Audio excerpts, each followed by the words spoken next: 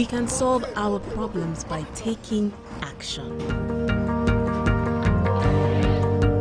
Our government can work better when we play our part. It's not your job to manage it. It's your job to talk about it. Get involved.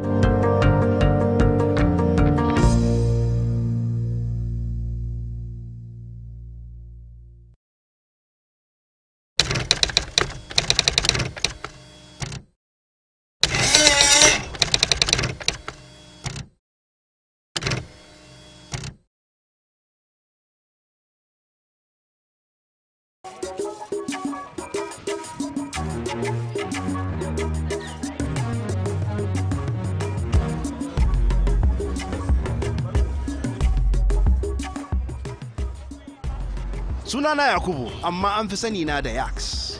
Abu mafi mahimmanci shine har yanzu muna zaune da ƙwayar cutar polio a ƙasar mu.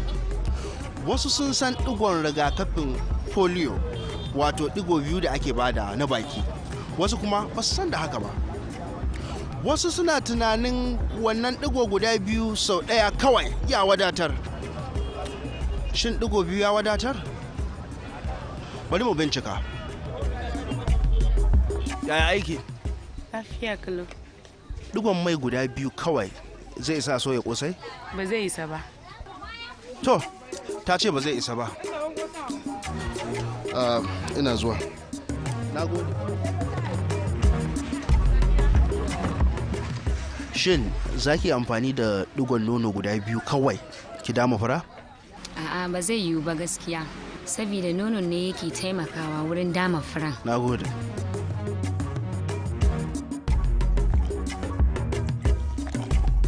Tambaya nake, shin digon ruwa biyu kawai zai isa hada shayi?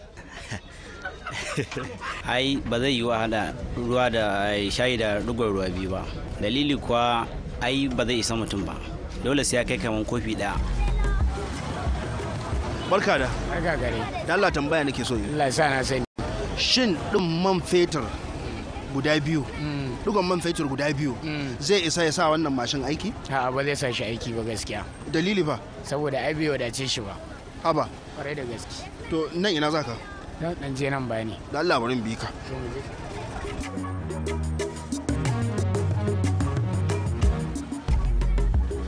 Labai na wani? Lafiya lau. Kwayan gishiri biyu kadai.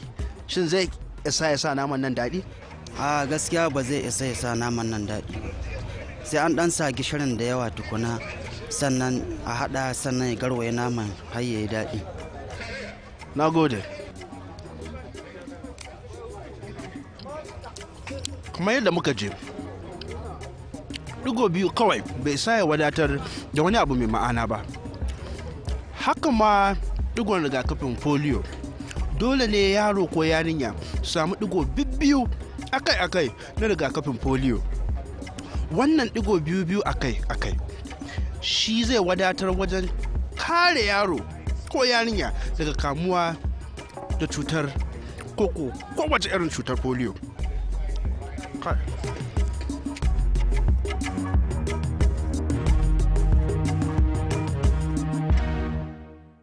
Did you know that PTV remains the best place to showcase those lovely goods and services of yours? Yes, with our visibility in 36 states of Nigeria and over 50 countries of the world, we definitely have the tallest reach. What are you waiting for? Book your adverts now.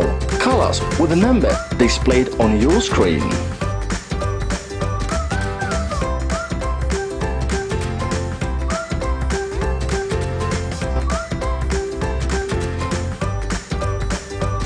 For innovative research-based analysis, fresh news and programs, join us on PTV, the People's Oriented Station, transmitting on Star Times Channel 120, showing across 36 states in Nigeria, and Channel 77 on Strong Decoder across 52 countries. Yes, you asked for it. Now you have the best of television. You can also follow us on our social media platforms showing on your screen. People's Television, powered by you.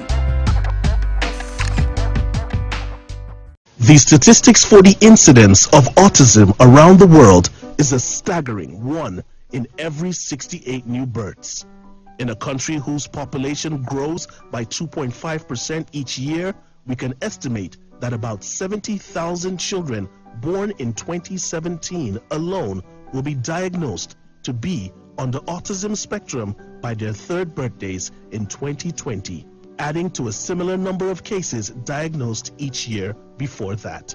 There is no known cause or cure for autism, but by creating awareness and building advocacy, we can improve legislation, conditions, and opportunities for children and families on the autism spectrum. This animated drama series is one of such interventions that we believe can make a difference. Happy viewing. On Facebook, like our page and share our posts at People's TV NG. On Twitter, follow us at PTV_NG. Follow us on Instagram at PTVNG. Watch and subscribe to our YouTube channel, People's TV. Visit our website, www.ptvng.com. Subscribe now and join the conversation online. People's TV, preferred people station.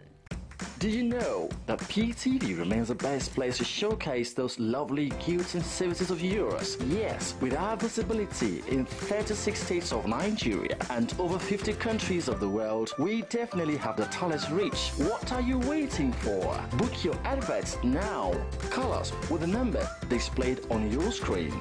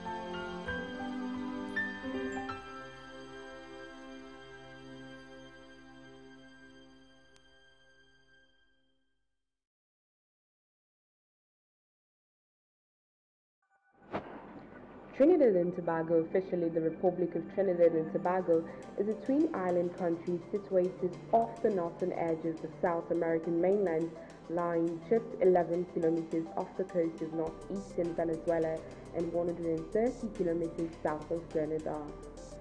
Bordering the Caribbean to the north, it shares maritime boundaries to other nations, including Barbados to the northeast, Grenada to the northwest, Guyana to the north-southeast, and Venezuela to the south and west.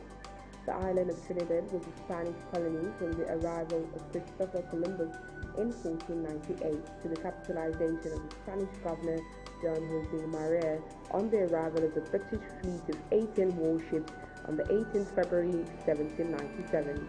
During the same period, the island of Tobago changed hands among Spanish, British, French, Dutch, and Carolinian colonizers, more than any other island in the Caribbean. Trinidad and Tobago, remaining separate until 1889, was ceded to Britain in 1802 under the treaty. The country Trinidad and Tobago obtained independence in 1962, becoming a republic in 1976. Trinidad and Tobago is the third richest country by GDP per capita in the Americas after the United States and Canada. Furthermore, it is recognized as a high-income economy by the World Bank. Trinidad and Tobago is known for its carnival and is the birthplace of steel pan, limbo, and the music styles of calypso, soca, parang, chutney soca, chutney parang, carrizo, extempo, kaiso, parang, soca, Pichaka, Kari, and Rapso. The climate is tropical. There's 2 seasons annually, the dry season for the first 5 months of the year and the rainy season the remaining 7 of the year. Winds are predominantly from the northeast and are dominated by the northeast trade winds. Unlike most of other Caribbean islands, both Trinidad and Tobago have frequently escaped the wars of major devastating hurricanes, including Hurricane Ivan, the most powerful storm to pass close to the island during its history in September 2004. Trinidad and Tobago is one of the wealthiest and most developed nations in the Caribbean and is listed in the top 40 of the 70 high-income countries in the world. Trinidad's economy is strongly influenced by the petroleum industry. Tourism and manufacturing are also important to the local economy. Trinidad and Tobago is a republic with 2-party system and a bicameral parliamentary system based on the Westminster system. The head of state of Trinidad and Tobago is the president, currently Antonio Carmona. The head of government is the Prime Minister, currently Keith Rowley. The president is elected by an electoral college consisting of the full membership of both houses of parliament. On Facebook, like our page and share our posts at People's TV NG. On Twitter, follow us at PTV_NG. Follow us on Instagram at PTVNG. Watch and subscribe to our YouTube channel, People's TV. Visit our website, www.ptvng.com. Subscribe now and join the conversation online. People's TV, preferred people station. My name is Ufon Sunday Essien. I'm an indigenous of Nongokomeko Tefia here in Ikono local government area. The road on which I'm standing, that's the Nongokom Road that leads to the newly upgraded Akwa Ibom State College of Arts and Technology. This road has been in a very horrible state even before I was born. So that is how we invited the different segments of this community, talking about the men, the women, the youth, and persons living with disability. In that meeting, we developed a charter, which is a document that tried to capture all the issues in our community. And then after the charter, we did a letter and went on advocacy. It attracted the attention of government, and then they came and they saw the state of disrepair of this road. Eventually, because of the effort, government has come and is presently working on this road, and this road is near completion. This is now how we, for Nongokomeko Tefia, no sit down look.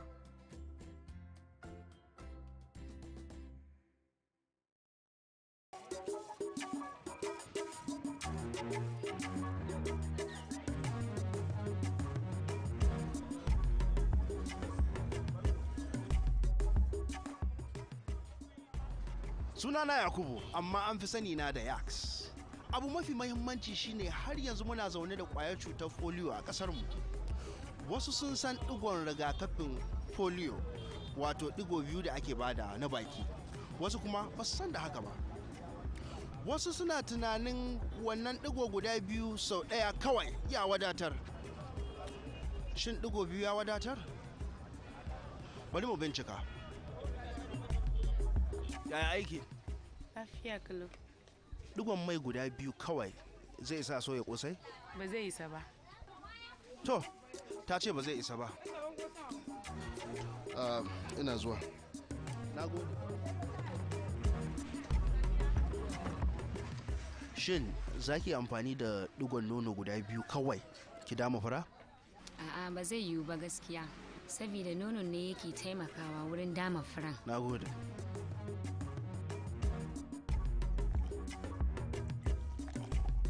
Tambaya nake, shin ɗigon ruwa biyu kawai zai isa haɗa shayi? Ai ba zai yiwu a haɗa ruwa da shayi da ɗigon ruwa biyu ba. Dalili kuwa ai ba zai isa mutum ba. Dole sai ya kai kaman kofi ɗaya. Barka da. Barka gare. Da Allah tambaya nake so yi. Allah sa na sani. Shin ɗigon man fetur guda biyu, ɗigon man fetur guda biyu zai isa ya sa wannan mashin aiki? A'a ba zai sa shi aiki ba gaskiya. Dalili fa? Saboda ai bai wadace shi ba. Haba. Kwarai da gaske. To nan ina zaka? Dan je nan bayani. Da Allah bari bi ka.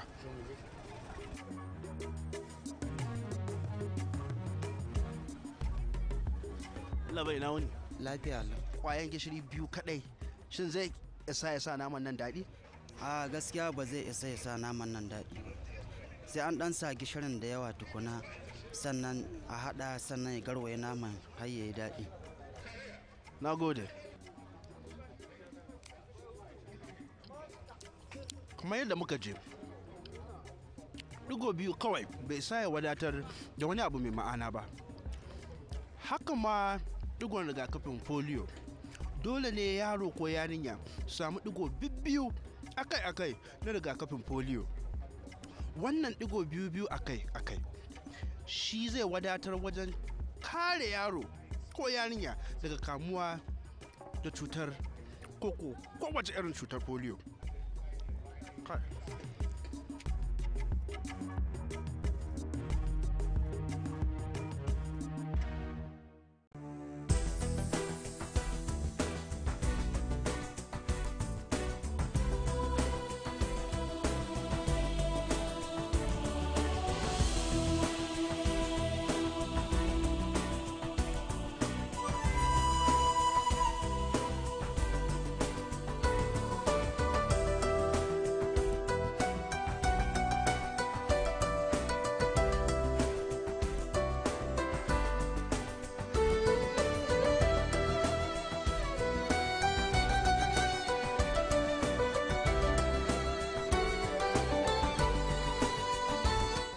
Most of the arts productions here are masterpieces by the staff members of Fine and Applied Arts Department, University of Nigeria, Nsukka. The exhibition was part of the activities that were meant to herald the school convocation ceremony.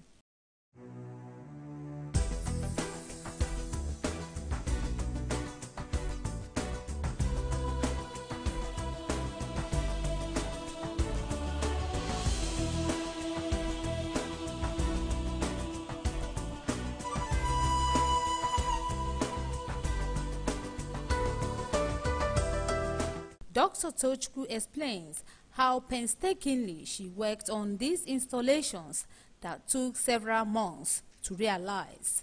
The title of the works, they are actually installation arts. So two of them, you call them one work. The title of the work is Identity. Whom do you think you are? I try to express myself as a female artist.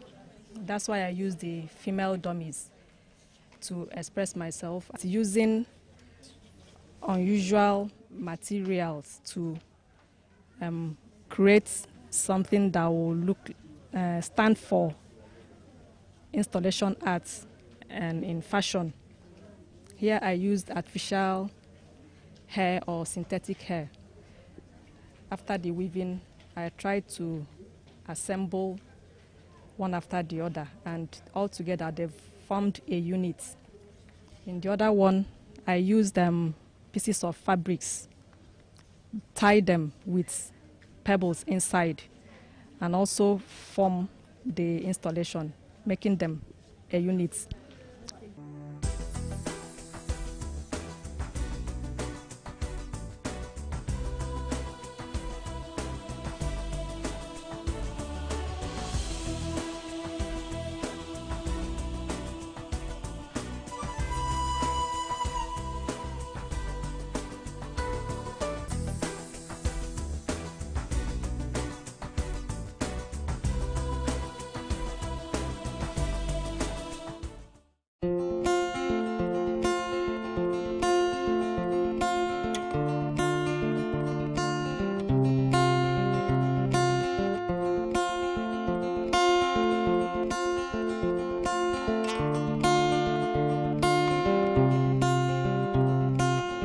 They say it's nothing new, you will find someone soon. Get up, get dressed, you're going out, you're gonna get him off of your mind. I don't think they tell the truth, I won't forget you. But maybe time and everyday life will suppress your memory. But I am reminded every time I hear our favorite song of your beautiful words and all your selling points. I don't wanna go through life feeling like I left my heart in Pennsylvania.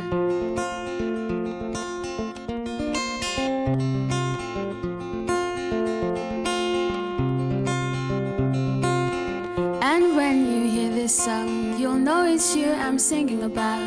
Don't freak out, keep your cool, it just takes me a little longer to get over all those beautiful words and all your selling points. But your nonchalance tells me to kick rocks. I'm confused cause love's become a metaphor for everything but what it should stand for. I'm reminded every time I hear our favorite song of your beautiful words and all those selling points. But I don't wanna go through life feeling like I left my heart in Pennsylvania.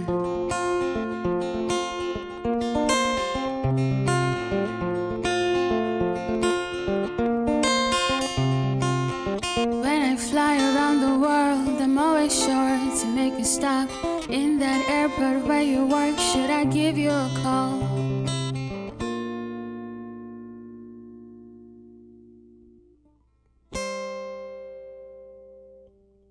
And let you know that I'm reminded every time I hear our favorite song of your beautiful words and all your selling points. I don't wanna go through life feeling like I left my heart in Pennsylvania. I'm reminded every time I hear our favorite song of your beautiful words and all your selling points. And if I'm being honest, I'd say my heart's in Pennsylvania.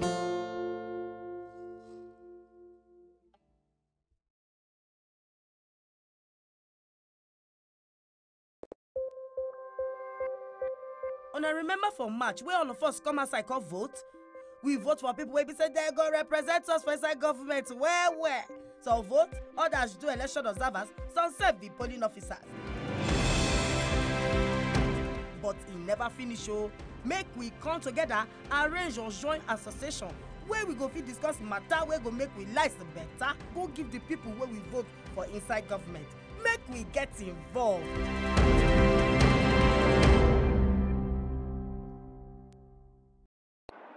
A classico, I tell you, my 3 points is clear. Yes. Eh? They go watch match.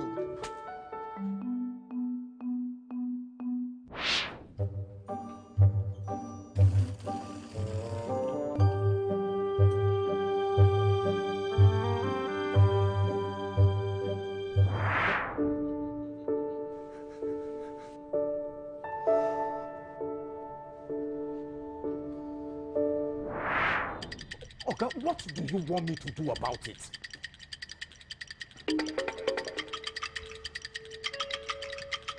keep us light. That's the only thing you've been saying since you came into my office. Maybe your work be that. No, it's my work, but see. Our government fit do their work if we sef do our own work. No just sit down. Carry wetin dey worry you go meet who suppose solve am.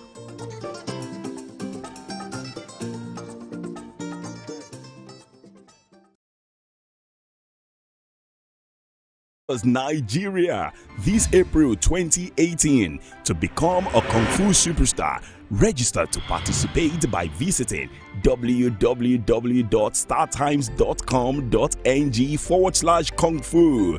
Third prize 350,000 naira. Second prize 700,000 naira. And the first prize 1 million naira. And loads of consolation prizes like 55 inches smart TV and StarTimes decoder. Audition dates 21st and 28th April 2018. Festival date 5th May 2018.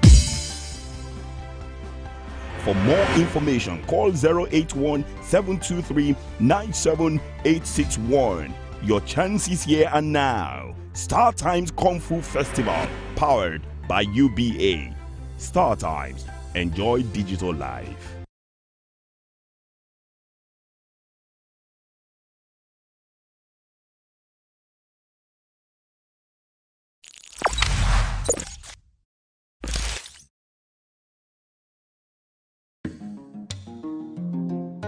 This is a road. Our road. The road used to be good. Now, the road is not so good. Come on for road now. We tried to manage the road like that. Yeah. Sorry, I'm late. In the next 5 minutes, I will be there. Some of us didn't even care.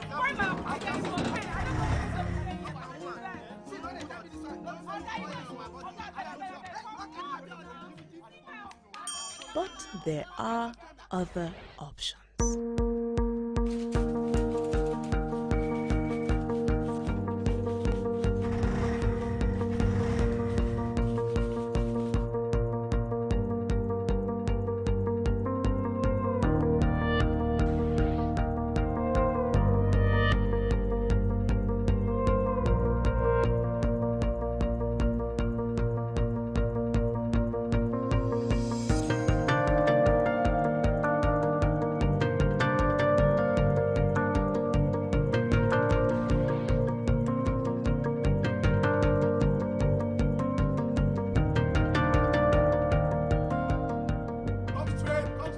We can solve our problems by taking action. Our government can work better when we play our part. It's not your job to manage it. It's your job to talk about it. Get involved.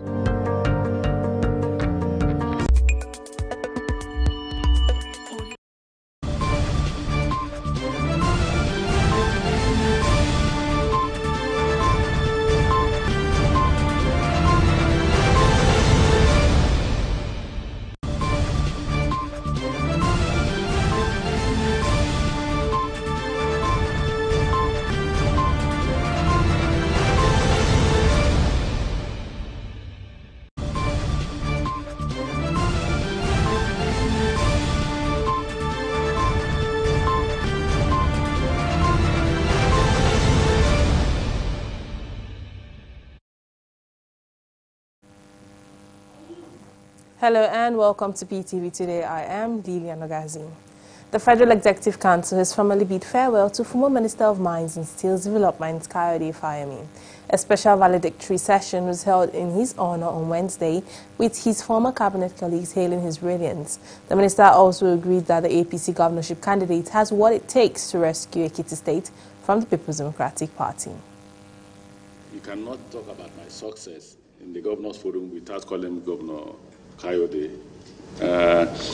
He knows the battle. He knows that. Very, very worthy colleague and a dependable ally. And since I appointment as ministers in 2015, he had been and conducted himself true to his nature of being an academic guru and a perfect gentleman. We're going to miss him and miss his contributions in the cabinet. But the national loss is Ekiti's gain. We do need, from an economic perspective, more governors that will align with what the federal government is doing so that we can start to really see the impact of the transformation of the economy at grassroots level. And I believe that he's going back to Ekiti. He'll become a model governor. I've never really believed in winner takes all. I'm an advocate of proportional representation in my politics. And I believe that all of us have a lot to share when we achieve victory. There's nothing to share in zero. It is only when we have attained victory that we can begin to discuss how to ensure that everybody gets their fair share out of the pie. A federal lawmaker, Senator Kabiru Marafa, has commended President Muhammadu Buhari for moving swiftly to check the spate of killings in Zamfara. The lawmaker, who is representing Zamfara Central in the Senate, argued that tough decisions need to be made to check and combat armed bandits in the state and its environs. Marafa spoke at the presidential villa against the backdrop of a recommendation presented by Defense Minister Mansur Ali at the National Security Council meeting in Abuja.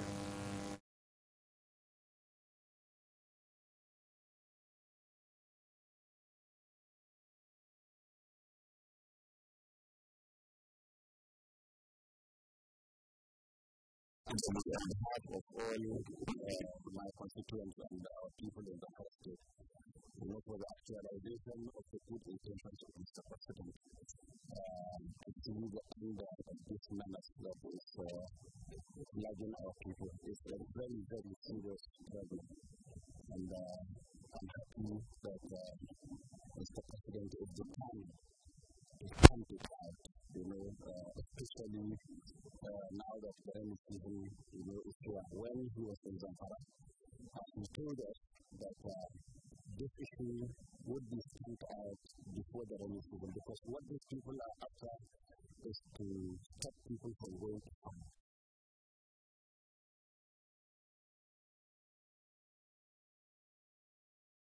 The Nigerian Army is seeking urgent humanitarian support for displaced women and children in 4 Borno local government areas liberated from Boko Haram. Fiesta Commander of Operation Lafia Dole, Major General Rogers Nicholas, made the appeal when UNICEF Chief Field Officer Jeffrey Ijumba visited the command in Maiduguri. General Nicholas said IDPs in Ngoshe, Mate, Guzamala and Abadam were in need of relief support. He listed immediate needs of the areas to include clean water, education and shelter, some means of livelihood. About 5,200 internally displaced persons from Adamawa have relocated to Gombe State after they were rejected by their host communities. Mohammed Galba, the Rescue and Rehabilitation Officer of the State Emergency Management Agency, disclosed this on Wednesday in Gombe.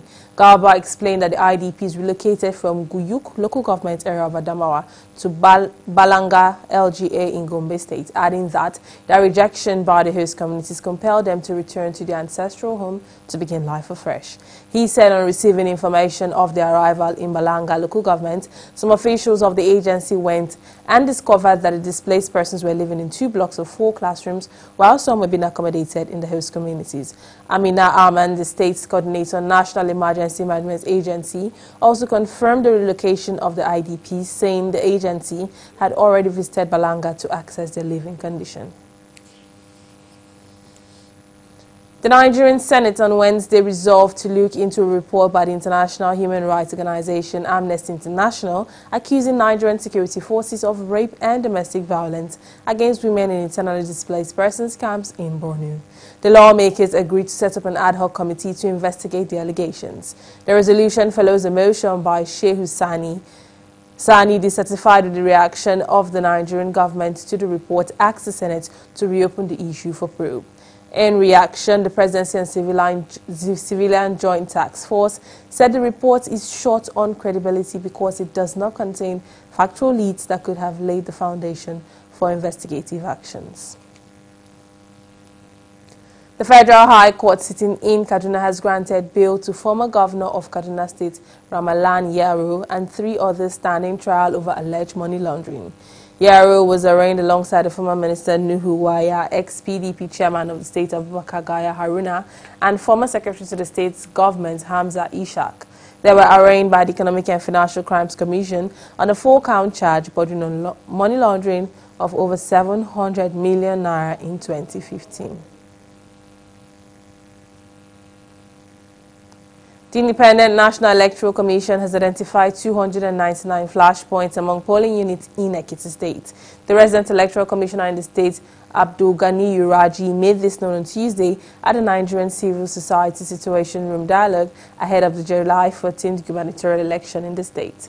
At the program, which took place in Abuja, Raji said the commission was ready for the election and was working with security agencies and other stakeholders to address challenges before the poll. The Senate has confirmed the nomination of Ahmed Mohammed from Zamfara as the resident electoral commission after 2 rejections. The confirmation followed the report presented by Senator Suleiman Nassif, the chairman and Senate Committee on Independent National Electoral Commission, at the plenary.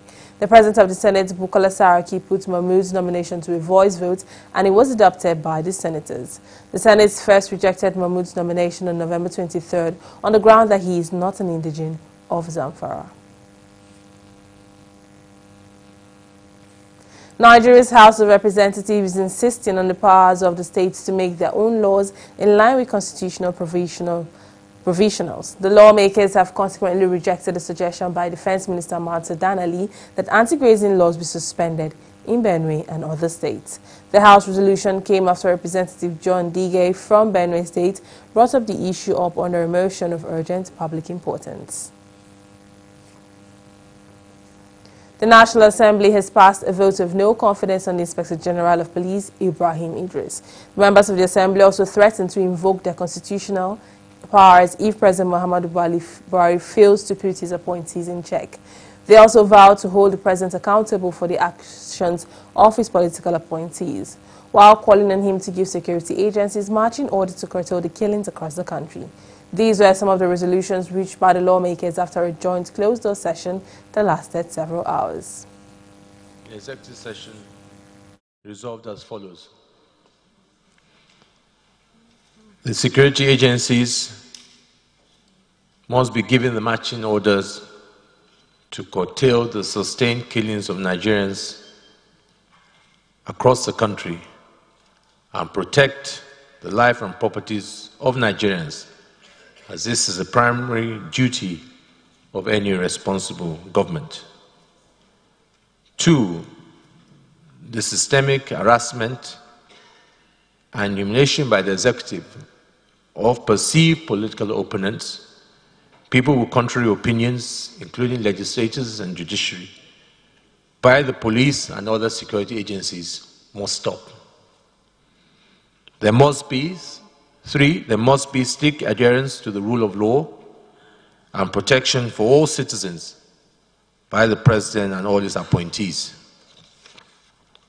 4, the President must be held accountable for the actions of his appointees and must be ready to sanction those that carry out any act which will ridicule or endanger our country and our democracy.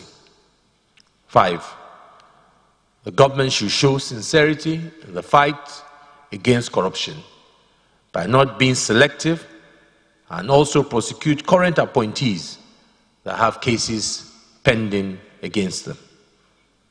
6, the sanctity of the National Assembly should be protected and preserved by the federal government by not interfering in the business of the National Assembly and prosecute those who invaded the Senate to seize the mace.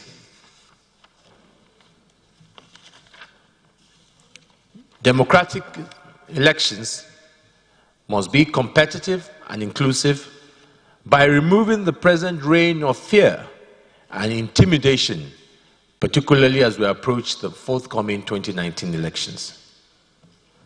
The National Assembly will liaise with the international communities through the IPU, APU, ECOWAS Parliament, CPA, Pan-African Parliament, EU, US Congress, UK Parliament, United Nations to secure our democracy. The National Assembly will also work closely with civil society organizations, trade unions, NGOs to further deepen and protect our democracy. Resolution 9, the President must take immediate steps to curtail the growing level of unemployment and poverty in Nigeria, especially now that we have the advantage of the oil price rising up to $80 per barrel. 10. Both chambers of the National Assembly hereby pass a vote of confidence on the Senate President, the Speaker, and the entire leadership of the National Assembly. 11. We also hereby reaffirm our earlier resolutions of the vote of no confidence on the Inspector General of Police, who does nothing other than preside over killings of innocent Nigerians and outright disregard for constitutional authority of both the executive and the legislative. And finally, the National Assembly will not hesitate to evoke its constitutional powers if nothing is done to address the above resolutions passed today. Is this a true reflection of what transpired in the executive?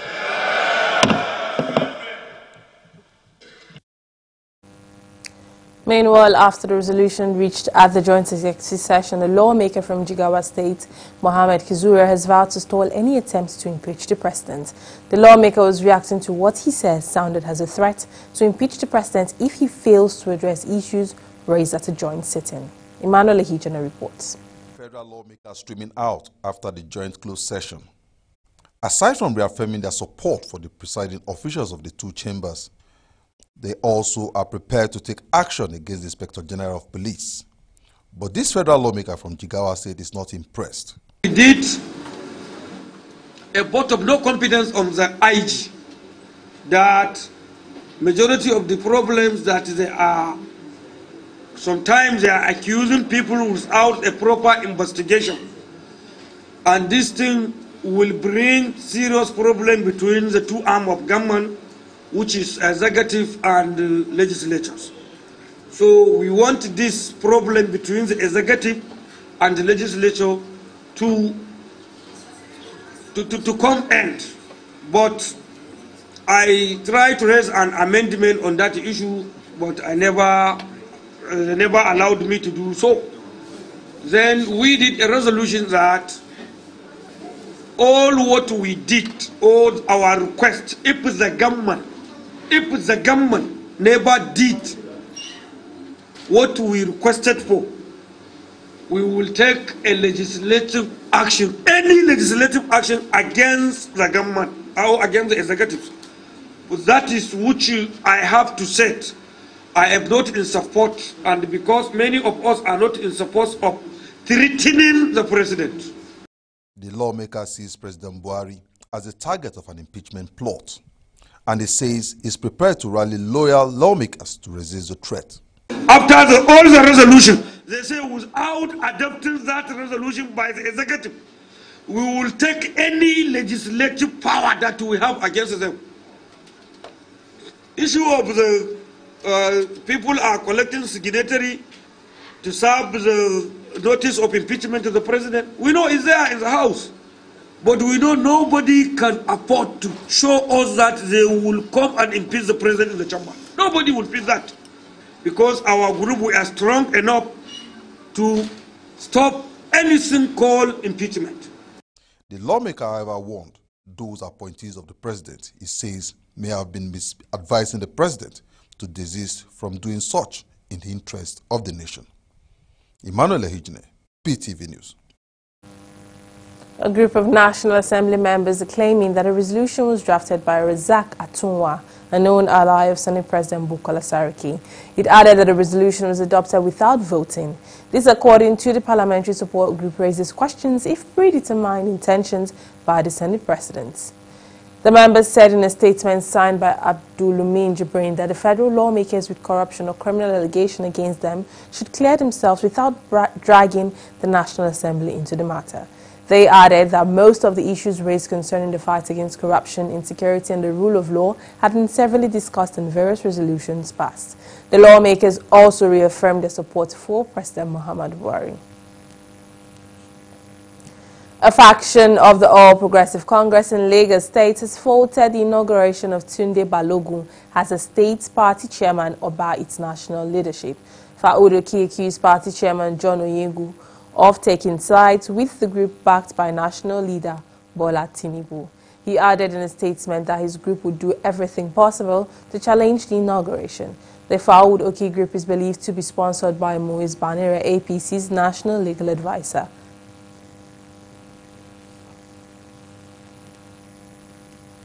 Kaduna State Independent Electoral Commission has postponed the rescheduled elections in Kajuru local government slated to hold on Wednesday. The Commission's chairman, Saratu Dikko, said at a press conference in Kaduna that the postponement followed an order by a high court to stop the election. The Commission had fixed Wednesday, June 6 for fresh elections in Kaura, Jaba, Kajuru local government areas as elections did not hold there on May 12th.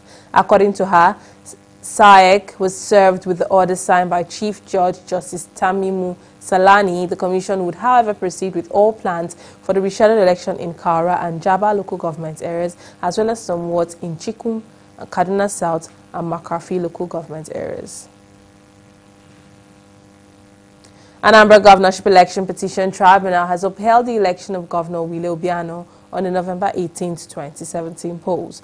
Praise Okechukwu, candidate of the Mega Progressive People's Party, had in her petition prayed the tribunal to annul Obiano's victory for non-substantial compliance to the Electoral Act. The All Progressive Grand Alliance and the Independent National Electoral Commission were also respondents in the suits. But Tribunal Chairman Justice H.A. Olusi had in a unanimous judgment ruled that the petitioner had not proven her case substantially to invalidate the election. Obiano's counsel Onyinyechi Ikpeazu described the judgment as welcomed, as the election was the best in the history of Anambra, but Okechukwu's lawyer Nkem Ezeowo is prepared to appeal the ruling.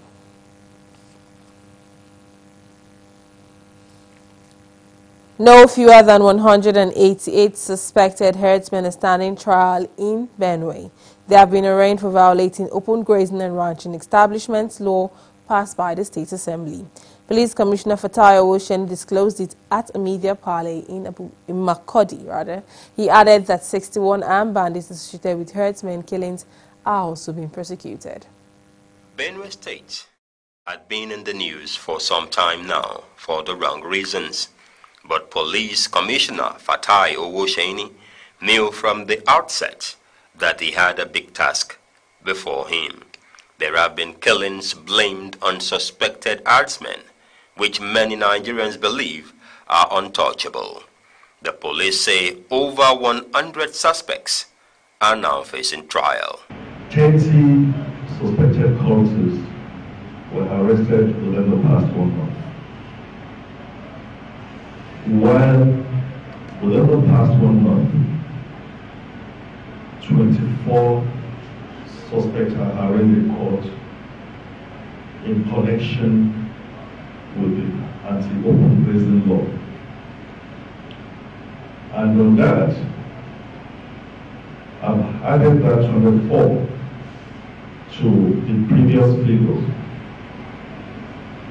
So, from January to date, a total of 188 suspects. 188 suspects are undergoing trial with regards to the anti-open grazing law. And we are doing this in conjunction with the Office of the Attorney General of the State and Ministry of Commissioner for Justice. In addition to that, a total of 61 suspects are also undergoing trial for cases of culpable homicide. But the police commissioner wants Nigerians to know that things are better now with more troops on ground. This, according to him, is why internally displaced persons have started returning to their homes as well as farmlands.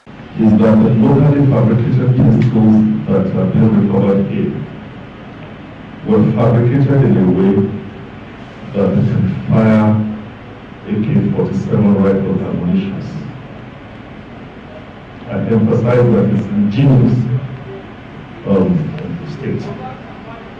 Ethical community in Accra local government, for your information, has a large cache of herbs. The youth there have been harmed by their sponsors, and they've been using this weapon to cause havoc within Accra local government area and by and large the Lagatu local government area as well. He added that about 61 people are on trial over the spate of killings. 30 suspects were arrested with regards to cult-related cases. That is, 30 suspected cultists were arrested. Sometimes in April, where based on intelligence, we got information that one of the two communities had gone to hire mercenaries from my local government area to go and wreak havoc on the other community. And in the process, 3 suspects were arrested, 1 died in an encounter with the police, and 3 AK-47 rifles, which have been procured to go and facilitate the communal crisis, were recovered with 130 rounds of ammunition. Those 3 suspects have been arraigned in court. The police commissioner, however, vowed to rid the state of criminal elements.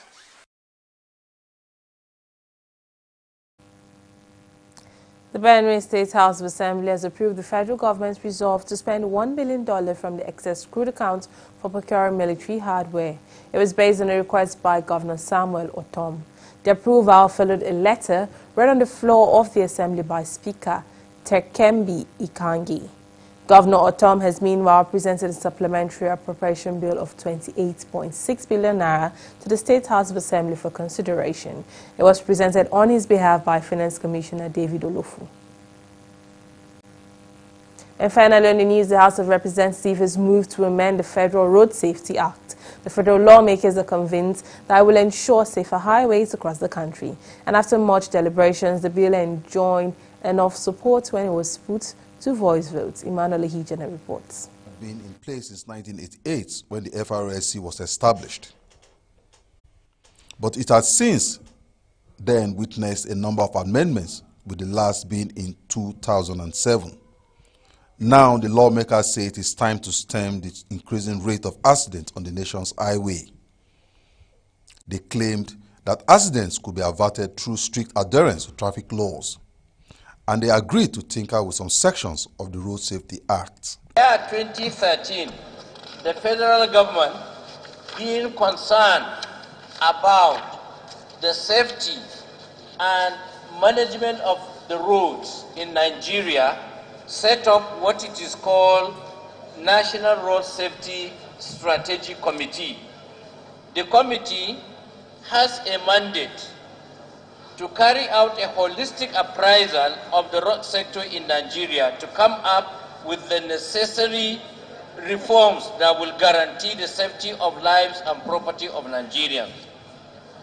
The committee consisted of representatives of the present Federal Road Safety Corps, the Nigerian Police, Federal Fire Service, Federal Ministry of Works, Justice, then Ministry of Transport and National Planning. Other lawmakers also took turn to explain the importance of introducing new measures in reforming the operations of the Federal Road Safety Corps. The amendment that I had proposed had to do with compliance to Section 162 of the Constitution by the Federal Road Safety Corps and indeed other revenue-yielding agencies of the federal government. And that has to do with the issue of the consolidated account as against the federation account. Two issues that my bill seeks to amend. One has to do with provision of child restraint, and the other one has to do with provision of resting places for drivers who drive for long distances. Mr. Speaker, on the issue of child restraint, there's no gainsaying the fact that as of today, when the Road Safety Commission introduced the issue of mandatory wearing of seat belts by motorists, it has significantly reduced the amount of casualties that we have after accidents or in case of accidents. Mr. Speaker, because of that, we also must consider the issue of little children. For instance, infants that are 1 year or less than 1 year or 2 years. Mr. Speaker, most of them are those being held in the arms of either their parents or their guardians. So what happens if there's an accident, some very serious accidents? Some of these children or infants may be thrown out by the sheer impact of the accident, while those who are restrained, that's the adults, by the seatbelts, will remain in the car. And then we're in danger of losing these infants. The bill having passed through second reading was referred to the Committee on Road Safety for further legislative input. And that's the size of our bulletin this hour. Many thanks for watching. I am Lilian Ogazi.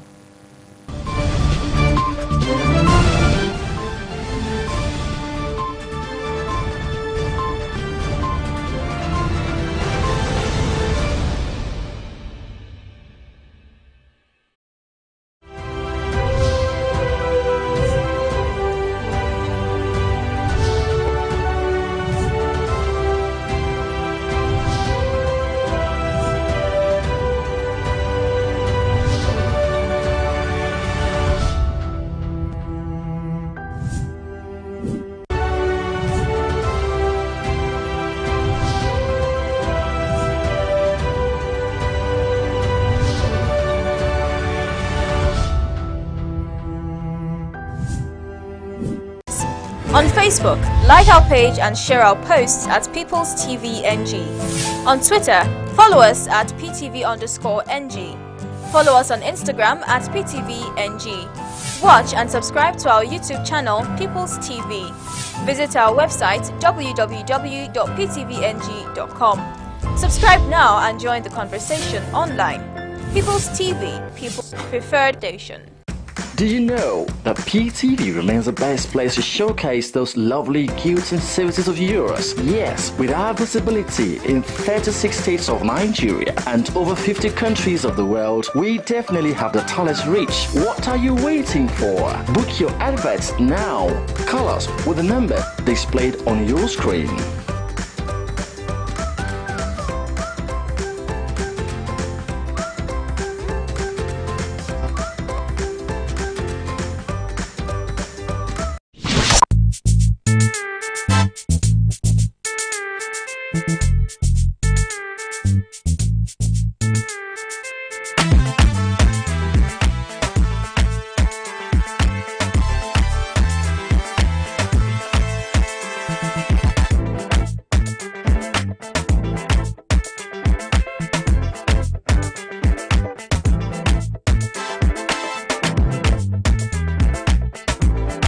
Hello and welcome to another interesting edition of your favorite law enforcement TV program, The Eagle, coming to you from the stables of the Economic and Financial Crimes Commission, EFCC.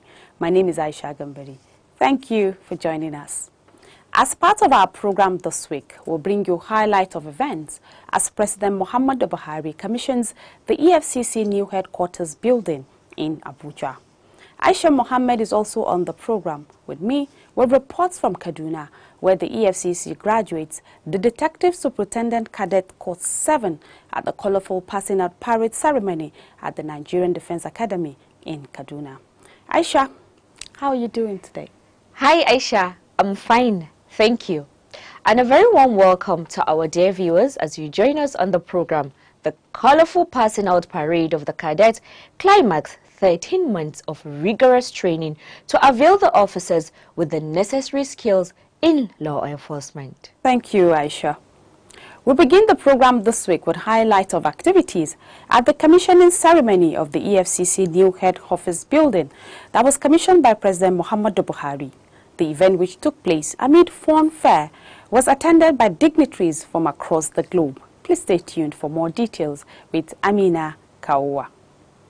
President Muhammadu Buhari, on Tuesday, May 15, 2018, officially commissioned the new head office of the Economic and Financial Crimes Commission, EFCC, describing the edifice as evidence of Nigeria's commitment to the fight against corruption. The president, who described corruption as a destroyer of societies, expressed strong determination to fight the melee, adding that his administration was determined to hold public officers accountable, no matter how long it takes. He called on the National Assembly and the judiciary to support the fight by providing necessary legal frameworks for the prosecution of corruption cases. The goal of this administration is to ensure the protection of public trust, and the anti-corruption war is its center.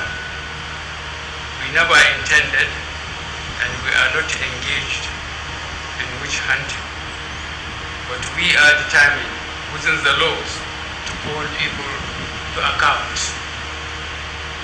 It is for this reason that we appeal to Nigerians to support regulatory agencies like Economic and Financial Crimes Commission, because fighting corruption is everyone's concern.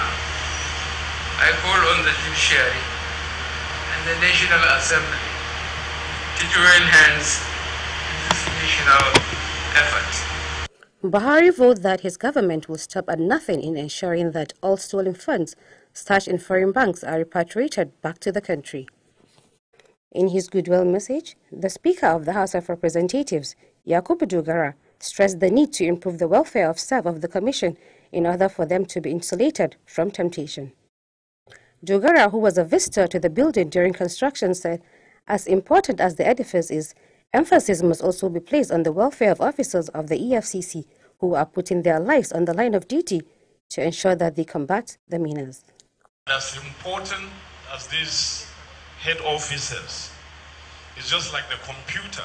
You can have a first-class hardware, but if the software is not good, you don't have a computer.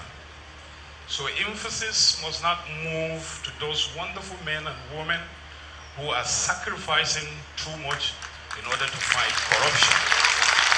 Of course, we expect that the officers and men of EFCC should be angels. That's not a misplaced expectation, except to remind us that angels inhabit the heavens. They don't live in hell. And when you have an angel that is banished to hell, you have a demon. And demons cannot lead this fight. They will mess it up. So, Mr. President, we have the added responsibility of taking measures to insulate officers, men, and staff of this agency from temptations. He also expressed concern on the issue of Nigeria being labeled as fantastically corrupt, saying not all public officers are corrupt. In her remark, Baroness Patricia Scotland, Secretary General, Commonwealth, congratulated Magu for the doggedness and fearlessness deployed to the fight against corruption, describing the edifice as unique in Africa. On behalf of the 53 countries of the Commonwealth, 2.4 billion people, 60% of whom are under the age of 30, when I say thank you, Mr. President, thank you, Nigeria, thank you, EFCC. Also speaking, Thabo Mbeki, former president of South Africa, lent credence to the fact that the EFCC staff welfare needed to be upgraded. He said, the people who will work in the building are valuable, and so it is important that the staff are looked after by empowering them, so that they can do what is expected of them and shun temptation. When earlier, Master of Ceremonies was talking about this building, and in having places for detention, male and female. The President said to me he is very familiar with that practice of being detained. It was not for corruption, but it was for standing up against corruption. So indeed, President, it's a very great pleasure for all of us who are visiting Nigeria to be here as you inaugurate this new headquarters of the EFCC. In his welcome address, the acting chairman, EFCC, Ibrahim Magu, described the commissioning of the new head office as the beginning of a new phase of EFCC. Describing the project as a dream come true, Magu acknowledged the accommodation problems faced by the commission, saying, as the agency increases its scope, it is faced with increasing accommodation problems and security threats, which made him to make it a duty to have the building completed. He appreciated the contribution of his predecessors to the project. The EFCC boss also appreciated the political will of President Muhammadu Buhari in fighting corruption. As I look back to November 11, 2005, when I was appointed, when I took over the Health Affairs at the EFCC, it was one of my goals to bring to completion the new head office project. The contract for this project was signed on the 30th November 2010. And after almost 8 years, we are here today to commission its completion.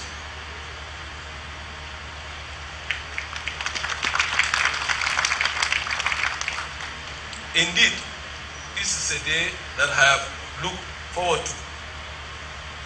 And I'm very delighted, Your Excellency, that in our very own eyes, it is a dream come true. Rolling out the Commission's achievements, Magu said the EFCC had secured 89 convictions from January to May 2018, while a total of 489 convictions has been recorded in the last 2 years. He said the EFCC had also recovered looted funds to the tune of over 500 billion naira. The event was graced by eminent personalities across the country, including members of the Federal Executive Council, members of the National Assembly, members of diplomatic corps, captains of industry, and royal fathers. The President also seized the opportunity to inspect the Commission's exhibition stand, where various incriminating items recovered from suspected fraudsters were displayed to the amazement of everyone present. Aisha Gambari was on ground to explain detail of all the exhibits to the President. The office, located at number 301-302 Research and Institution Cadastral, Jabi, Abuja, comprised a 10-story office block, a forensic building, clinic, and a male and female detention facilities. Amina Kawa, reporting for The Eagle. Professor Yemi Osinbajo, Vice President of Nigeria, has called for more collaboration amongst African countries, stressing that it is key in winning the fight against corruption. Osinbajo, who represented President Muhammadu Buhari at the opening ceremony of the 8th Annual General Meeting and Conference of Heads of Anti-Corruption Agencies in Commonwealth Africa, held at Transcorp Hilton in Abuja, also reiterated the commitment of the current administration to the fight against corruption. Here's the report. Describing corruption as a crime against humanity, Professor Osinbajo said, it is only through collective action that the African countries can stay ahead of the criminal elements who rob the citizens of their present and their future. He said African countries must also work hard to build cooperation and mutual understanding by insisting that recovered stolen assets be returned to countries of origin without any preconditions in line with Article 51 United Nations Action Against Corruption, UNCAC. Let me say to you, heads of anti-corruption agencies in Commonwealth Africa, that you found yourselves in roles that could change the destinies of your nations if you deliver on your mandates. You simply cannot afford to fail. On our part, as the government of Nigeria, we are irrevocably committed to the fight against corruption. I'm sure you're all aware that the African Union in 2017 designated President Muhammadu Buhari as its anti-corruption champion for the year 2018. In that capacity, one of President Buhari's priorities is ensuring the realization of a common African position on asset recovery and asset return. While acknowledging the complex nature of obtaining legal assistance in repatriated looted funds, Osinbajo added that it was only through collaborations and mutual understanding amongst African countries that the scourge can be eliminated. He seized the opportunity to request that foreign states should agree to apply the highest possible standards of transparency at all stages. Baroness Patricia Scotland, Secretary General Commonwealth, who was a special guest at the event, while describing the conference as a demonstration of the Commonwealth's eagerness to create a paradigm shift, opportunity to meet with the challenges of one another. That the fight against corruption can succeed if countries cooperate effectively to tackle it through implementation of international and regional conventions and standards. They agreed that Commonwealth countries should therefore scale up international cooperation by working progressively towards advancing the exchange of information which will enhance domestic resource mobilization. And under the CHOGM theme of Towards a Common Future, the determination to act together on these matters falls within the particular focus of working towards a more secure future. In his welcome remarks, the acting chairman of the Economic and Financial Crimes Commission, EFCC, Ibrahim Mustafa Magu, said that the anti-corruption fight as the cardinal point of the present administration was not accidental. He called on all Africans to embrace the fight so as to bring the scourge to a standstill. The fact that the fight against corruption is central to the administration of President Muhammadu Buhari is not accidental. That is what has defined the entire public lives of our first and second seasons. And we are extremely lucky at this time in the life of our nation to have a most committed anti-corruption administration led by the President, piloting the affairs of Nigeria. I dare say there has never been a better, a more focused and committed team as far as anti-corruption is concerned anywhere in Africa than the current leadership in Nigeria. General Yakubu Gowon, retired, who was also a guest at the event, called on public servants to be honest and transparent, stressing that they should be constantly checked to ensure they do not tamper with public funds. And hope that your meeting here today from all the Commonwealth countries, you will find ways and means of finding out how we can deal with this problem and how we can be able to get back whatever money had been stolen by anyone, that we can be able to get it back to the country for the good of the people. On his own part, Professor Wole Soyinka said, until Nigerians make sure some of our leaders pass through the jail doors of the new EFCC headquarters, the fight against corruption will not be won. I think until we make sure that some of our leaders pass through those doors, the struggle against corruption in this country will not be won, will not be over. And so I spoke to Magu. I said, I want to see where's the presidential wing in this place. I said, I'm a human rights person. I want to make sure that you treat them right when they come here. And he said, sorry, it's an egalitarian institution. And I said, okay, I'll take that message back to them. And they should get ready to go down a little bit in status when the time comes and justice catches up with them.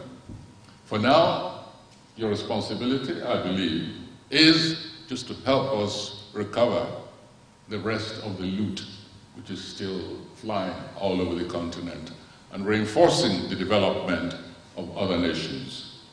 You can leave Mr. Magu to deal with filling up the rooms in that beautiful building not far from here. The conference, which is a yearly event organized by the Commonwealth, was to afford bits of anti-corruption agencies in Africa the opportunity to share experiences and exchange knowledge towards development, decisive strategies against corruption in Africa. The theme of this year's conference, Partnering Towards Asset Recovery and Return, was specifically developed to help African CPI tries develop templates towards the repatriation of stolen wealth abroad. Other dignitaries at the event include General Abdulsalami Abubakar retired, Comptroller General Nigerian Customs Service Hamid Ali, Speaker House of Representatives Yakubu Dogara, represented by Kayode Oladili, Chief Justice of Nigeria Walter Onugen, Thabo Mbeki, former President of South Africa, Paulus Noah, Director General Namibia ACC, among others. Highlight of the event was an exhibition of exhibit items recovered from fraudsters.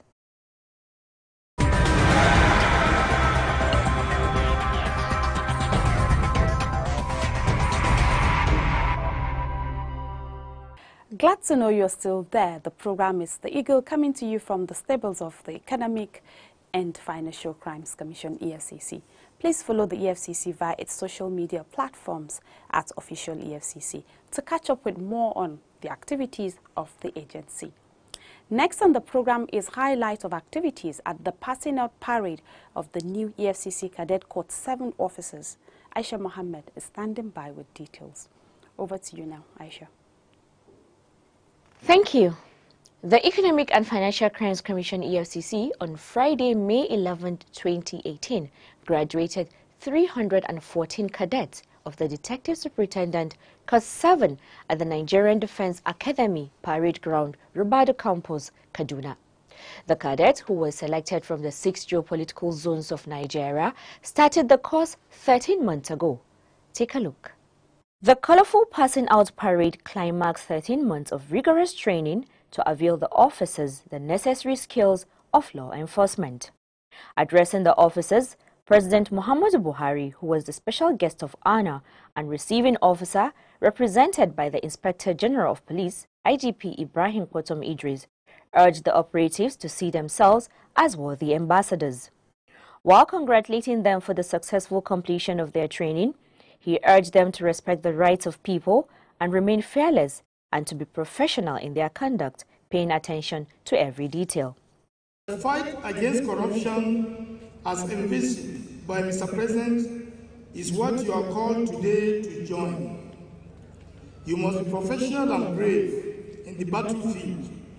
You must be courageous in dealing with corrupt officials of government and their collaborators. You must respect the rights of people, while at the same time being fearless. You must conduct investigations that are evidence-laden and capable of gaining convictions in our law courts. Ibrahim Magu, the acting EFCC chairman, was commended for his achievements so far in the fight against corruption. The newly graduated operatives were selected from across the 36 states of the Federation and the Federal Capital Territory through rigorous screening process that featured aptitude test, fitness test, and oral interviews.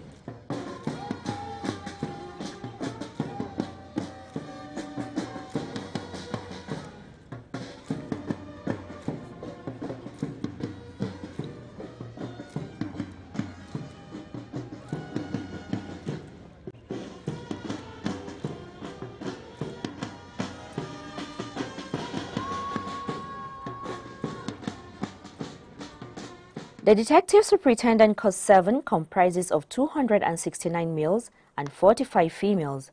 The award of the Best Overall Cadet was given to E.C. Anele for excelling in all areas of the training, including exceptional personality. The first runner was T.M. Badijo, while C.V. Opara was second runner-up. The EFCC's Chairman's Award was given to S.A. Afebwa.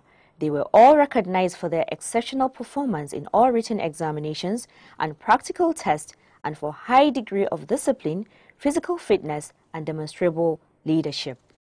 Highlights of the event include the silent drill, quick march past, and different military demonstrations.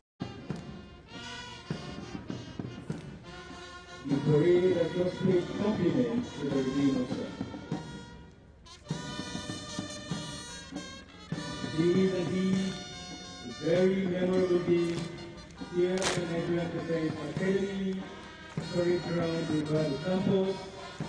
The days inside, we pass out a total of 314. Today, the detective to the Detective Class 7 of the Economic and Financial Crimes Commission.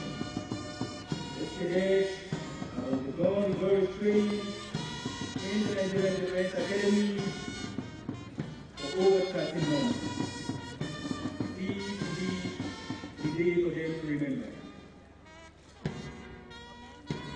So the beautiful parade we were watching this morning is what the Nigerian Defense Academy is doing.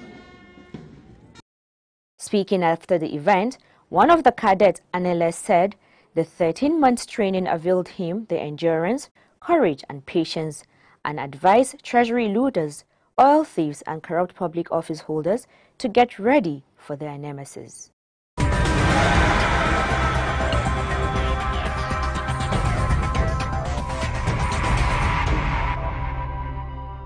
And that's all we have for you on this week's edition of The Eagle. Please don't forget to send your feedback to us via The Eagle at efccnigeria.org or search for us on Google Plus at Official EFCC or Official EFCCNG at gmail.com.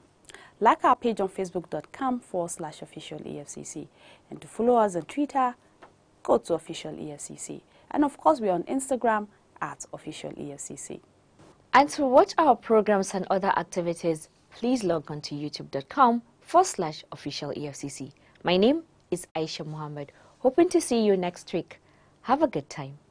My name is Aisha Gambari. Until we come your way again next week, remember that a public office is a public trust. Do not abuse positions of trust for private gains. The Eagle is watching you. Have a good time and bye-bye.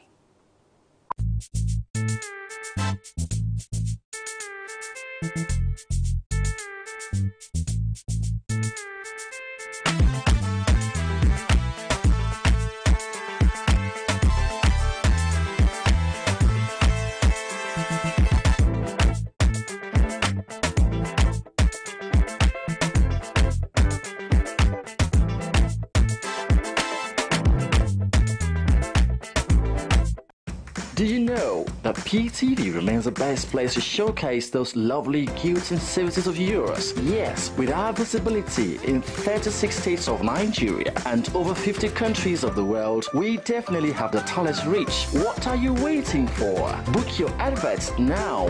Call us with the number displayed on your screen.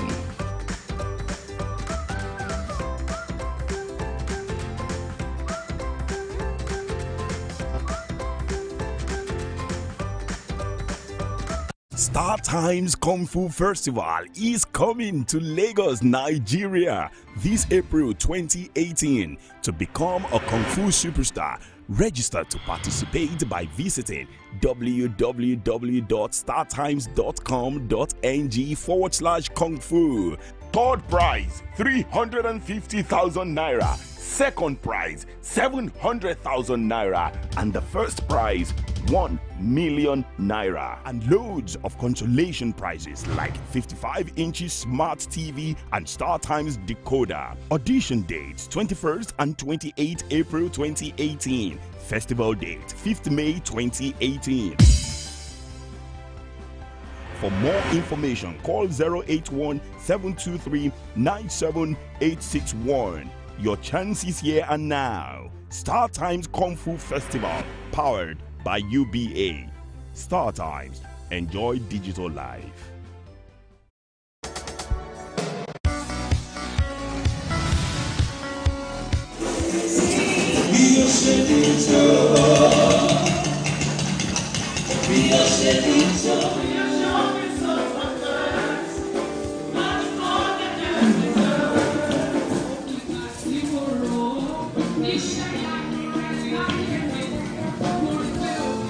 Normally, I wouldn't celebrate.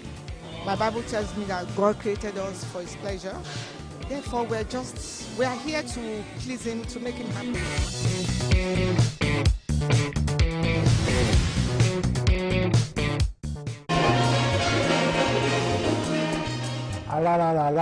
My name is Femi Anikula Kokuti. This is just to tell you, beg you, plead with you, don't let anybody lure you into being violent. It's very important for us to have a peaceful elections. We need to think about the future of this country, of our children. We can be a great nation. And the first step is desist from being violent. Let's have a peaceful elections.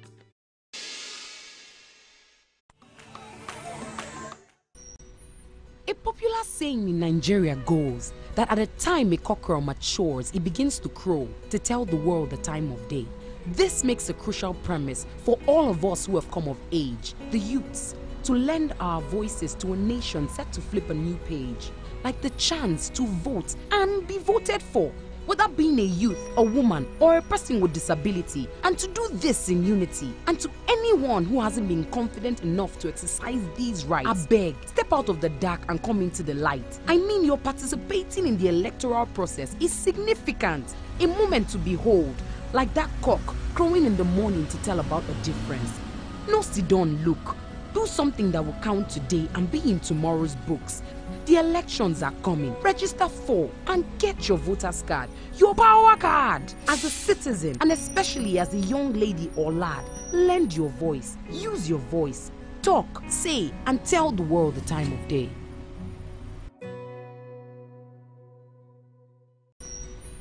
A popular saying in Nigeria goes that at the time a cockerel matures, it begins to crow to tell the world the time of day.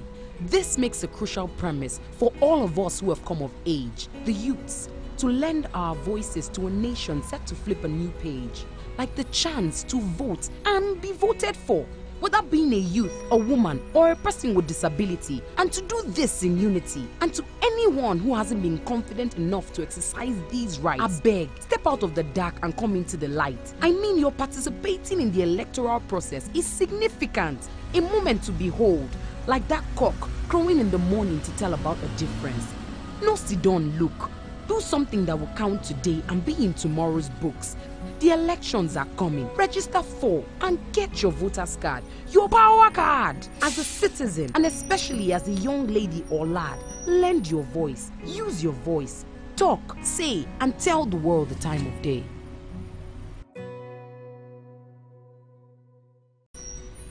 A popular saying in Nigeria goes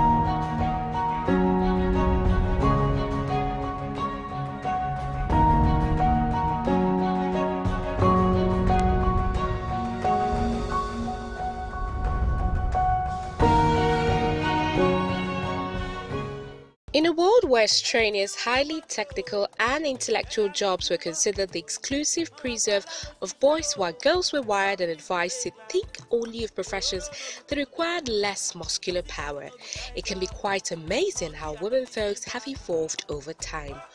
All around us, women are shattering barriers and breaking into fields like finance, medicine, engineering, driving heavy-duty articulated vehicles, and much more, without compromising for femininity or roles as wives and mothers. Yet in spite of having to combine work with personal life, most of these women also giving their male colleagues a run for their money. Some women have taken it upon themselves to change this perception as they have ventured into a world mostly dominated by men.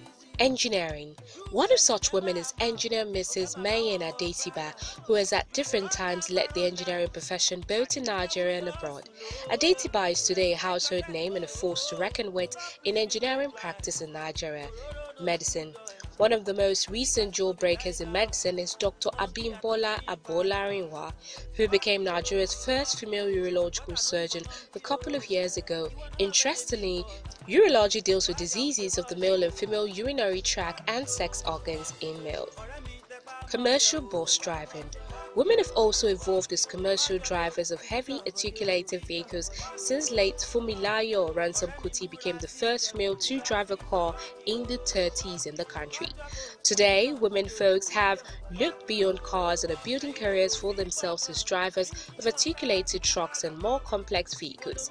Ajia Rabatu Abubakar Mashi now works as a trailer driver with Dangote Cement Company, but this feat hasn't been without its own challenges. As Olanyika Olorutoba, one of the drivers of the popular BRT buses in Lagos, put it, sometimes you get to the station to load and some passengers refuse to board because they see a lady behind the wheels. Now they feel safe when I'm the one driving. Butcher. The influx of women into male-dominated terrains has been without the slightest limit. Abattoirs too can attest to this as more women take to butchering and meat selling as a profession. One of such phenomenal women is Mrs. Lara Sadiku, a butcher in one of the abattoirs in Lagos State. I love what I do. It's just like any other job in which you have to learn for a while. I learned meat business for 4 years as an apprentice because it is what I enjoy doing. Carpentry.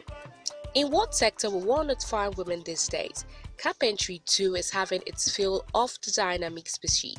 Mrs. Therese Mbama, a female carpenter, said she went into carpentry because she noticed children's furniture were not being done properly. Some Nigerian women have gone an extra mile to prove the saying, what a man can do, a woman can do better. There are professions that seem peculiar to the male folk. One of such profession is a mechanic, being that men tend to strive better considering the rigor therein. Telling us a story today is a woman like no other, a young woman who chose to tread a path few women do. With workshop located beside a new filling station under construction just before Corn Oil Petrol Station near Mobile, along Airport Road, residents in Abuja, Nigeria's capital city, Miss Blessing is a female mechanic who specializes in the repairs of Japanese and Pugu cars.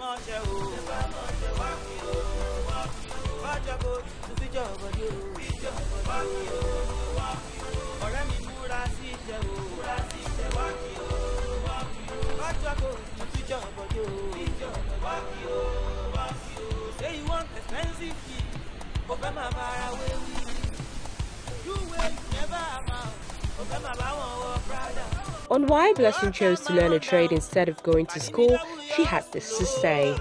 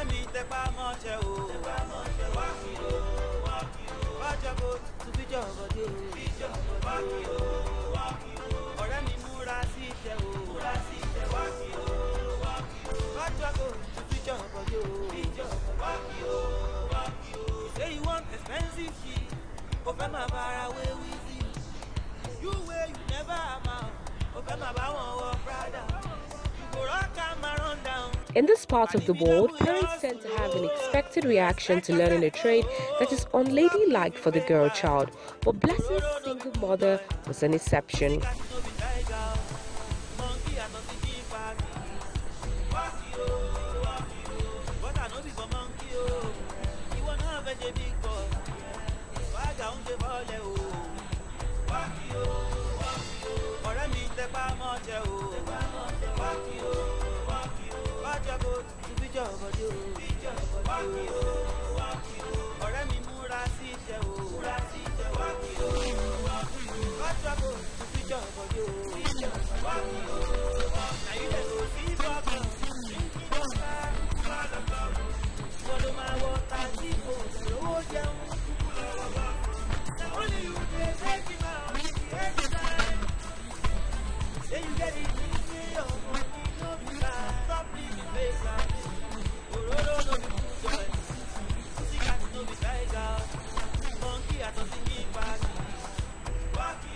Miss Blessing is a local celebrity. She has been featured on several electronic and print media platforms.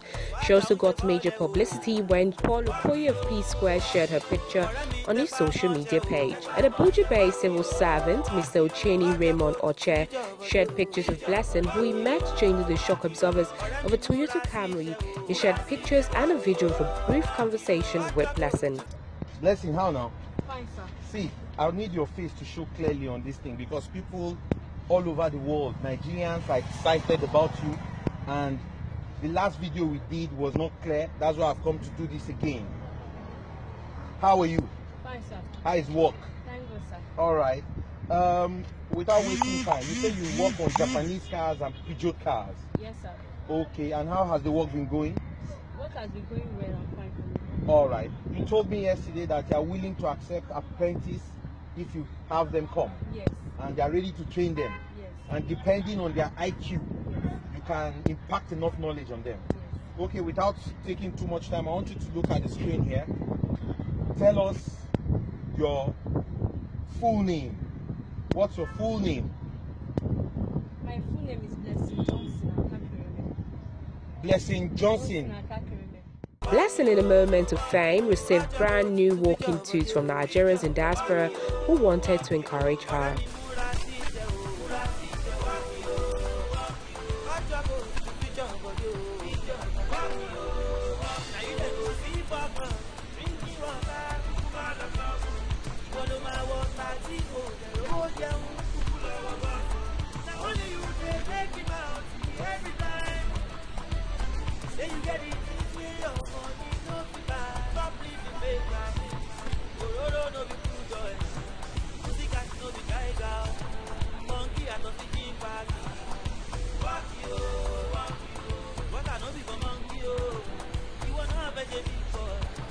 All of these were short-lived as we found Blessing walking quietly on the engine of one Porsche.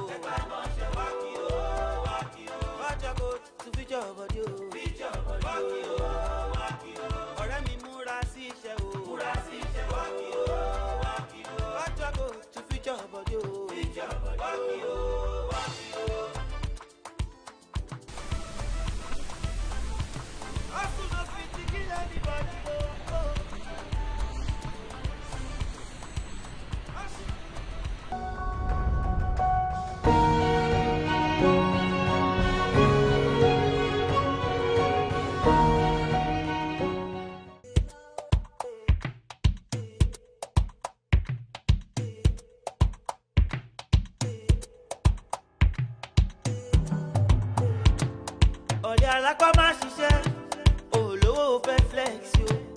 No food for lazy man. Paddy, double your work. Anything where you want to, go get them if you want. No go alago ṣiṣẹ́ o. Stop living fake life.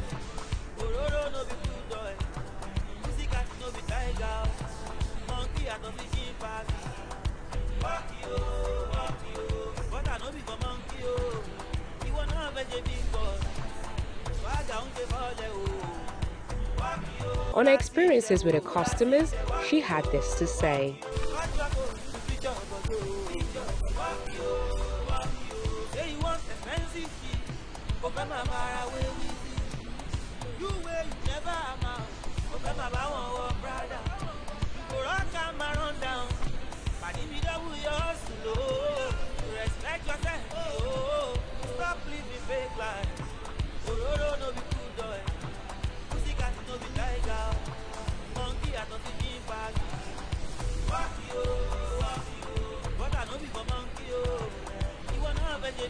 Blessing is a wonderful weekend. And as I told you that Blessing, I met her when my organization sent their car that I should bring the car to this place for servicing and the brake parts. So when I came here, they introduced me to this female mechanic, Blessing. But I was not just serious. I thought maybe she cannot be able to do it. But until she laid her hands on the vehicle and she worked the brake pads and serviced the car perfectly. Wow. The driver could even testify it was so wonderful. Oh dear. So from there I interacted with her. Okay. And my car personally, the car I'm driving is a Gulf product. Okay. I've been having challenges with it, but you will discover that when she laid her hands on it, the car is now wonderful and I'm enjoying it. Wow. That is why I've checked on her again. Anytime I have little challenges, I try to come to her. And I have that confidence and she's doing it perfectly. I had an engineer that was working on my car before. Okay. So, but this time around was the shaft attached to the gearbox. Okay, okay. So the mechanic could not really tell me the problem with the car. Okay. And I kept having the challenges with the shaft removing from the gearbox. Okay. So from there, I told her, I explained to her. I couldn't hide anything. I explained to her, and she worked it. She showed me where I could get the good parts. Okay. And when I brought it, she dismantled and coupled it back. Wow. And now you can see that my car is moving perfectly. Male co-workers in the garage where Blessing worked defend her as one of their own and attest to the professionalism with which she handles the engine of cars.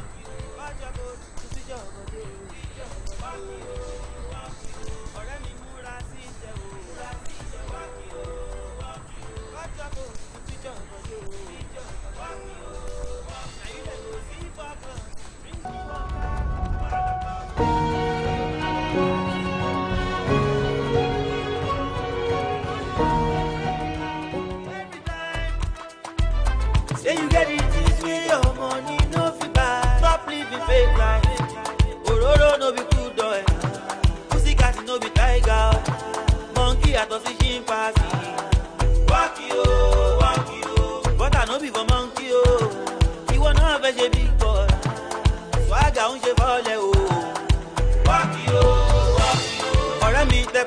mọ́ṣẹ́ o. Tẹpá mọ́ṣẹ́ wákì o, wákì o. Bọ́jọ́ kò tún fíjọ́ bọ́dí o. Fíjọ́ bọ́dí o, wákì o. Ọ̀rẹ́ mi múra sí iṣẹ́ o. Múra sí iṣẹ́ wákì o, wákì o. Bọ́jọ́ kò tún fíjọ́ bọ́dí o. Fíjọ́ bọ́dí o, wákì o.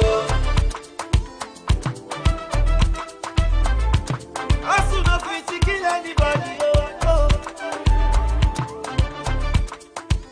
Hustle. Ọ̀dẹ̀ alápá máa ṣiṣẹ́, olówó fẹ́ flex yo.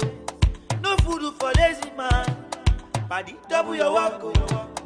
Anything wey you want to, you go get am if you work yo. Má wá gbọ́ alágbó ṣiṣẹ́ o, stop living fake life. Òróró no be good boy, pussycat no be tiger. Monkey àtọ̀ sí chimpanzee. Walk yo, but I no be for monkey o. Ìwọ náà fẹ́ ṣe big boy, swagger ń ṣe fọ́lẹ̀ o. Walk yo, ọ̀rẹ́ mi tẹpá mọ́ṣẹ́ o. Tẹpá mọ́ṣẹ́ walk yo. Bọ́jọ́ kò tún fíjọ́ bọ́dí o. Walk yo, ọ̀rẹ́ mi múra sí iṣẹ́ o. Múra sí iṣẹ́ walk yo. Bọ́jọ́ kò tún fíjọ́ bọ́dí o. Walk yo. You say you want expensive shit, o fẹ́ máa bára wé wíwí. You will never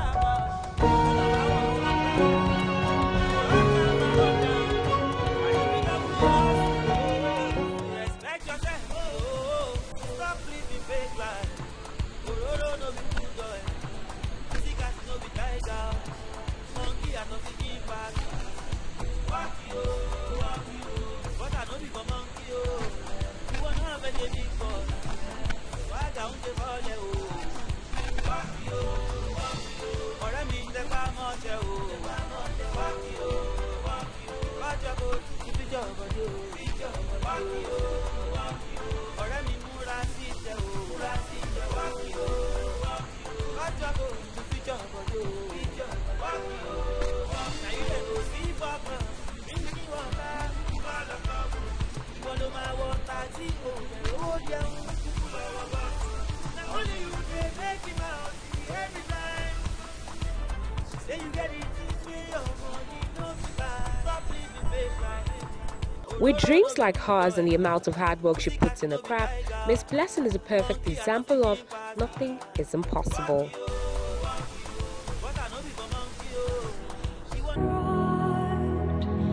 Stars will shine on you.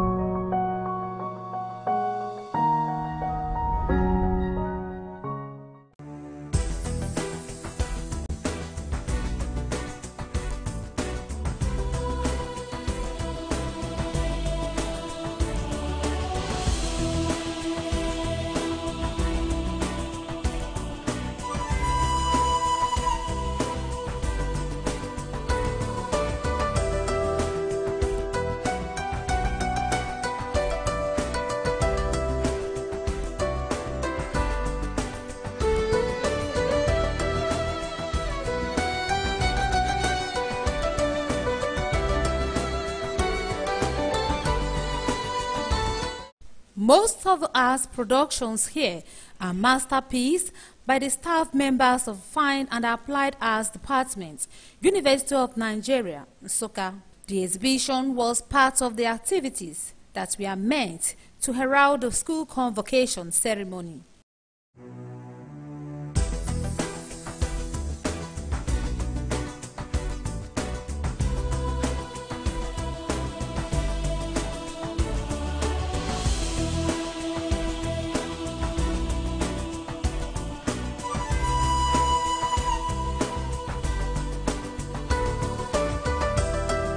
Dr. Tochukwu explains how painstakingly she worked on these installations that took several months to realize. The title of the works, they are actually installation arts. So two of them, you call them one work. The title of the work is Identity. Whom do you think you are? I tried to express myself as a female artist That's why I use the female dummies to express myself, using unusual materials to create something that will stand for installation art and in fashion. Here I used artificial hair or synthetic hair. After the weaving, I tried to assemble one after the other, and all together they've formed a unit. In the other one, I used pieces of fabrics, tied them with pebbles inside, and also form the installation, making them a unit.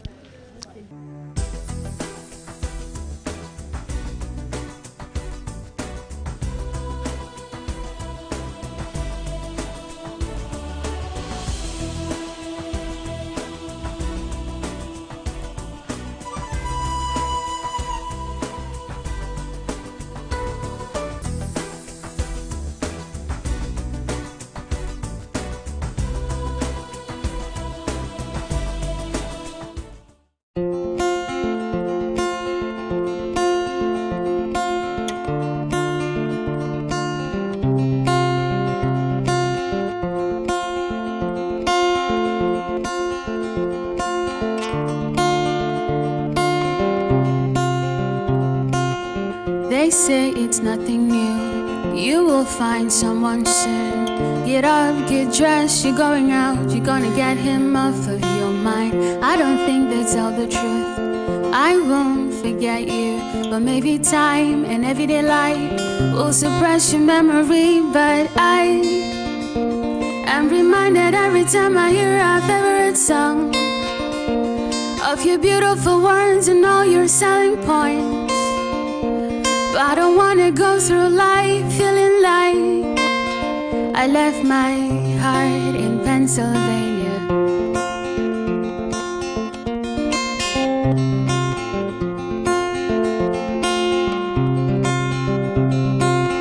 And when you hear this song, you'll know it's you I'm singing about. Don't freak out, keep your cool, it just takes me a little longer to get over all those beautiful words and all your selling points.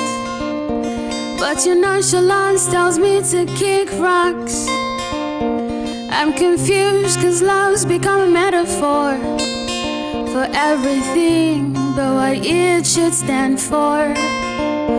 I'm reminded every time I hear our favorite song of your beautiful words and all those selling points.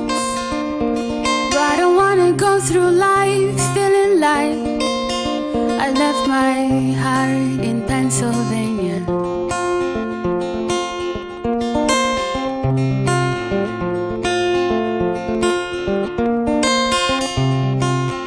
When I fly around the world, I'm always sure to make a stop in that airport where you work. Should I give you a call?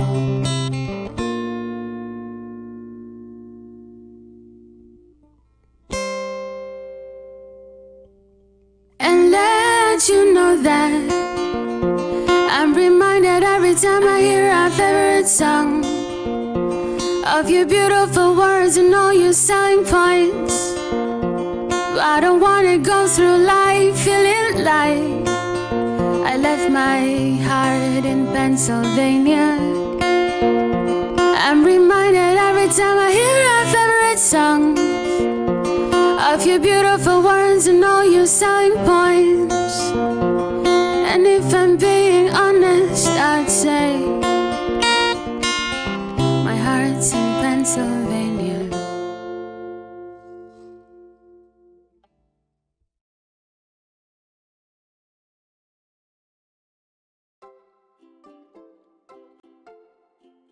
My name is Ufon Sunday Essien. I'm an indigenous of Nongokomeko Tefia here in the Konoluku government area. The road on which I'm standing, that's the Nongokom Road that leads to the newly upgraded Akwa Ibom State College of Arts and Technology. This road has been in a very horrible state even before I was born. So that is how we invited the different segments of this community, talking about the men, the women, the youth and persons living with disability. In that meeting, we developed a charter which is a document that tried to capture all the issues in our community. And then after the charter, we did a letter and went on advocacy. It attracted the attention of government, and then they came and they saw the state of disrepair of this road. Eventually, because of the effort, government has come and is presently working on this road, and this road is near completion. This is how we, for non-communicable, if you are no sit down look.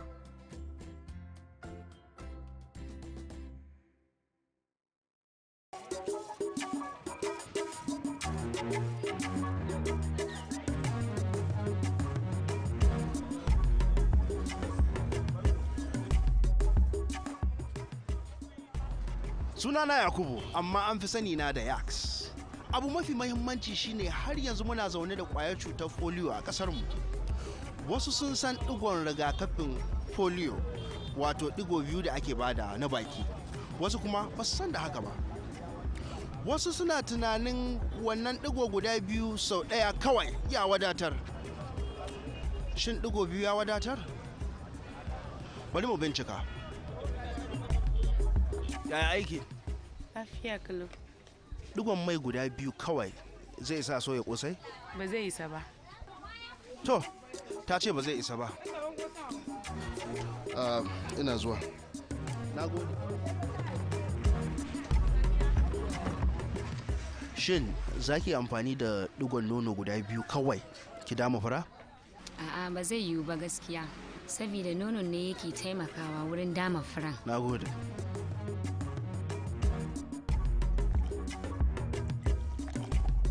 Tambaya nake, shin digon ruwa biyu kawai zai isa hada shayi? Ai ba zai yiwu a hada ruwa da shayi da digon ruwa biyu ba. Dalili kuwa ai ba zai isa mutum ba. Dole sai ya kai kaman kofi ɗaya. Barka da. Barka gare. Da Allah tambaya nake so yi. Allah sa na sani.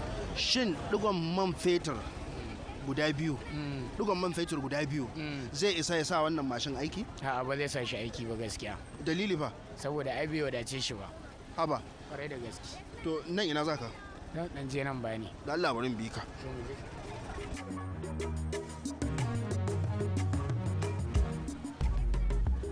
Allah bai na wani.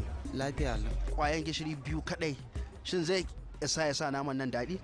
A gaskiya ba zai isa ya sa naman nan daɗi ba. Sai an ɗan sa gishirin da yawa tukuna, sannan a haɗa, sannan ya garwaye naman har ya yi daɗi. Na gode. Kuma yadda muka je, digo biyu kawai bai sa ya wadatar da wani abu mai ma'ana ba. Haka ma digon rigakafin polio, dole ne yaro ko yarinya su samu digo biyu akai-akai na rigakafin polio. Wannan digo biyu akai-akai shi zai wadatar wajen kare yaro ko yarinya daga kamuwa da cutar koko kowace irin cutar polio.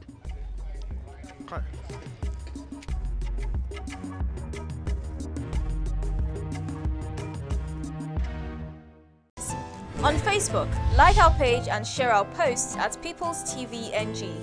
On Twitter, follow us at PTV_NG. Follow us on Instagram at PTVNG. Watch and subscribe to our YouTube channel, People's TV. Visit our website, www.ptvng.com. Subscribe now and join the conversation online. People's TV, preferred people station.